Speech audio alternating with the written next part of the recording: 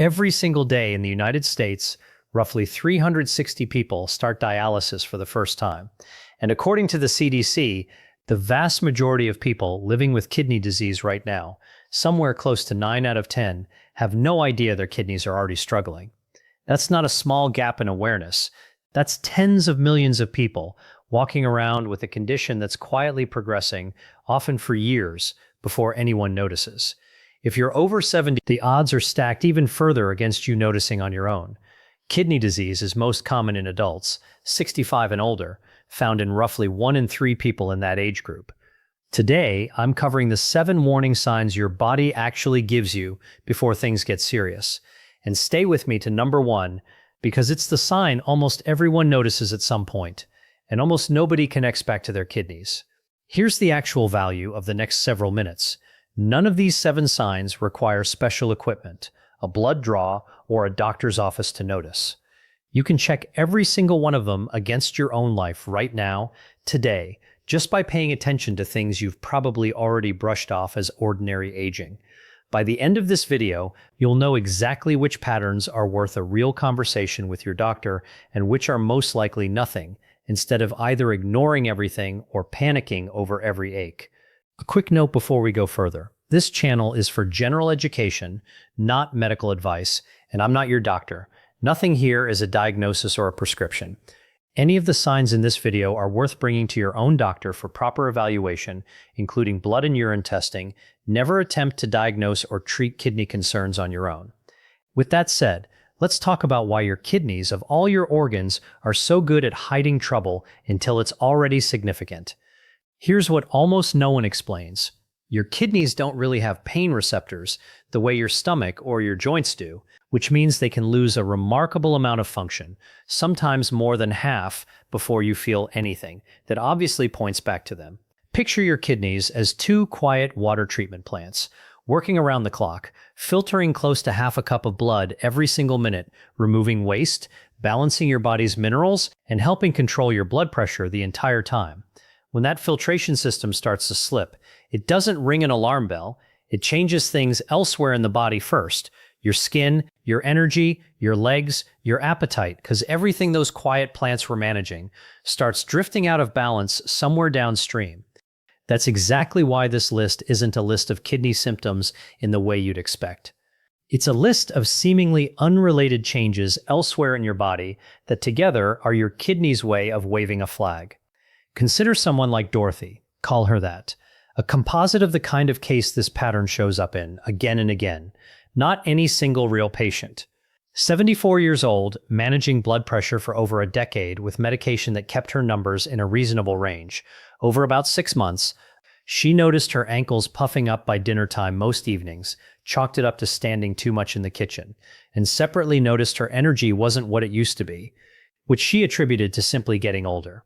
Neither symptom on its own felt worth mentioning.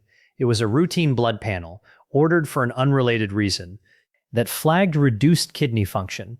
And looking back, both the swelling and the fatigue had been there the entire time, quietly pointing the same direction months before the lab work caught up. Before we go further, tell me in the comments your age and whether any of these 7 already sound familiar to you. I read these, and they shape exactly what I cover next. Number 7 is muscle cramps, especially in your legs, and especially at night, the kind that wake you up gripping your calf. Your kidneys are responsible for keeping minerals like calcium, phosphorus, sodium, and potassium in careful balance. When kidney function declines, that balance starts drifting, and muscles, which depend on precise mineral signaling to contract and relax properly, start misfiring as a result. Think of it like a thermostat losing its calibration. The muscle isn't broken, but the signal telling it when to relax is no longer reliable. Occasional cramps after a long walk or a hot day are common and usually mean nothing serious.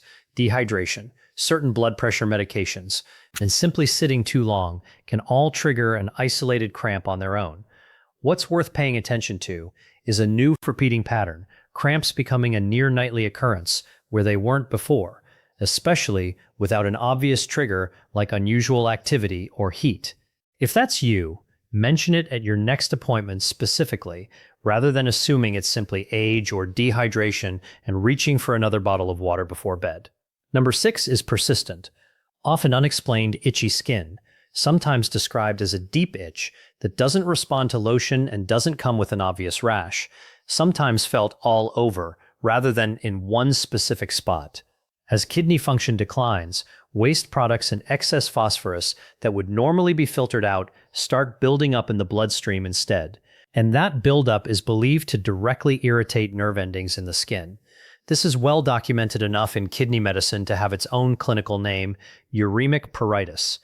It's one of the more underrated signs precisely because it's so easy to blame on dry winter air, a new soap, or simply getting older, since skin naturally becomes drier with age, regardless of kidney function. The distinguishing feature worth watching for is persistence despite the usual fixes: moisturizer, a humidifier, switching detergents, even allergy medication, none of which touch an itch that's actually coming from the bloodstream rather than the skin's surface. If you've tried the obvious remedies and the itch hasn't budged after a few weeks, that's the pattern worth naming directly to your doctor rather than continuing to rotate through lotions. Number 5 is puffy, swollen eyes, especially noticeable first thing in the morning before you've been upright for a few hours. One of your kidney's core jobs is keeping protein inside your bloodstream where it belongs rather than letting it leak out into your urine.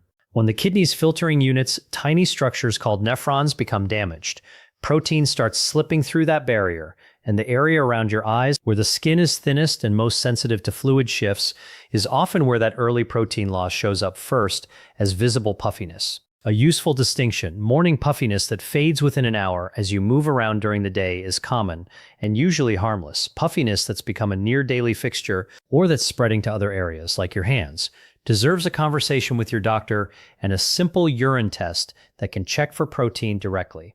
Number 4 is swelling in your ankles, feet, and lower legs, what doctors call edema. And this is the one most people have at least heard is connected to kidneys, even if they're not sure why. When kidney function drops, the kidneys struggle to remove excess sodium and fluid from the body the way they normally would. And that extra fluid doesn't just disappear, gravity pulls it downward, pooling visibly in your lower legs and ankles by the end of the day. A simple home check: press a finger firmly into your shin or ankle for a few seconds and let go. If a visible indentation stays behind for several seconds, rather than springing back immediately, that's worth noting and mentioning to your doctor, particularly if it's a new pattern rather than something that's always happened to you on long travel days. Worth knowing too, heart conditions can produce very similar swelling through a different mechanism entirely, which is exactly why this particular sign, more than most on this list, benefits from an actual evaluation rather than a guess. The fix looks different depending on which organ is behind it. Number 3 is a loss of appetite, a lingering metallic taste in your mouth, or food simply tasting different than it used to, often alongside mild, low-grade nausea that doesn't have an obvious cause. As waste products that should be filtered out continue building up in the bloodstream, that buildup affects taste perception and appetite signals directly, the same general mechanism that in more advanced cases can produce a faint ammonia-like smell on the breath. This is one of the signs people are most likely to dismiss in themselves, chalking it up to a change in medication, stress, or simply getting older, but unexplained. Sustained appetite loss in someone over 70 is worth a direct conversation with a doctor regardless of the cause, because it's a signal several different systems use, kidneys included, when something needs attention. Number 2 is persistent fatigue and weakness that doesn't improve with rest, not the normal tiredness of a long day, but a heavier, harder to shake exhaustion that's become your new baseline. Your kidneys produce a hormone called erythropoietin, which signals your bone marrow to keep producing red blood cells. When kidney function declines, erythropoietin production drops along with it. Red blood cell production slows, and the result is a form of anemia, meaning your blood is carrying less oxygen to your muscles and your brain than it should be, which shows up exactly as persistent, unrefreshing fatigue. The Mayo Clinic and the CDC both list anemia as one of the most common and earliest complications of declining kidney function, often appearing before more obvious symptoms do. And the NIDTK notes that kidney-related anemia tends to worsen gradually as kidney function declines, which is part of why it's so easy to write off as simply getting older rather than tracing it back to its actual cause. If your energy has dropped noticeably over recent months, without a clear explanation. No new medication, no major life change, no change in sleep. That pattern, on its own, is worth a simple blood test. If any of these are sounding familiar so far, type the number that surprised you most in the comments below. It helps us reach more people who might be quietly dealing with the same thing. And number one, the sign almost everyone notices eventually, and almost nobody connects to their kidneys, is a change in your urine, specifically urine that's become foamy or bubbly, especially if the foam takes a while to dissipate. Urinating noticeably more or less often than your usual pattern, particularly more frequent trips at night, or a visible change in color, especially darker or tinged with a faint pink or brown. Foamy urine in particular is one of the most specific, earliest signals available because it's a direct visual cue of protein leaking into the urine, the same nephron damage we talked about with the puffy eyes, just visible at the source this time instead of downstream. A small amount of foam that disappears quickly is usually nothing. Even normal urine can foam slightly, depending on the toilet bowl and how forcefully it's released. Foam that's become consistent, day after day, dense and slow to dissipate, is exactly the kind of pattern doctors want flagged. Frequency changes matter too. Kidneys that aren't concentrating urine properly anymore often produce more of it. More often, particularly waking you at night when your body should normally be conserving fluid, while kidneys that are struggling more severely sometimes produce noticeably less. Both directions, when they represent a real change from your normal pattern, are worth mentioning specifically and by name at your next appointment, rather than describing it vaguely as bathroom trouble the way most people unintentionally do, which often causes the actual clue to get lost in the conversation. Now here's the line that matters most in this entire video. None of these 7 signs on their own means your kidneys are failing. Every single one of them has several other common, often harmless explanations. And experiencing one occasionally is not something to panic over. What is worth a direct conversation with your doctor and a simple blood and urine test, rather than waiting it out, is 2 or more of these signs showing up together, or any single one becoming a persistent, repeating pattern rather than a one-off. The test itself is simple and inexpensive. A blood test measuring something called eGFR, and a urine test checking for protein and catching reduced kidney function early is exactly when the most can be done to slow its progression, often simply through better blood pressure and blood sugar control, since those 2 conditions cause roughly 3 out of 4 new cases of kidney failure in the first place. So here's why this list actually matters when you put the 7 pieces together. Your kidneys don't announce trouble directly. They're quiet by nature, without pain receptors to flag a problem the way an aching joint or an upset stomach would. Instead, they speak through everything downstream that depends on them: your energy, your skin, your legs, your eyes, your appetite, and finally, most directly, your urine itself.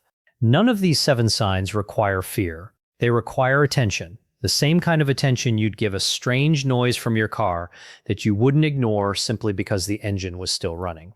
And the encouraging part, the part that makes this entire video worth the time, is that kidney function caught early is often kidney function that can be protected for years through changes that are well within reach: tighter blood sugar and blood pressure control, since those 2 conditions alone cause roughly 3 out of 4 new cases of kidney failure.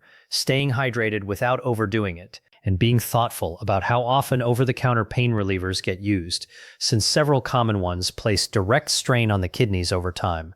Tonight, the plan is simple. Take an honest mental inventory of these 7. Has your energy changed without explanation? Have you noticed cramping at night?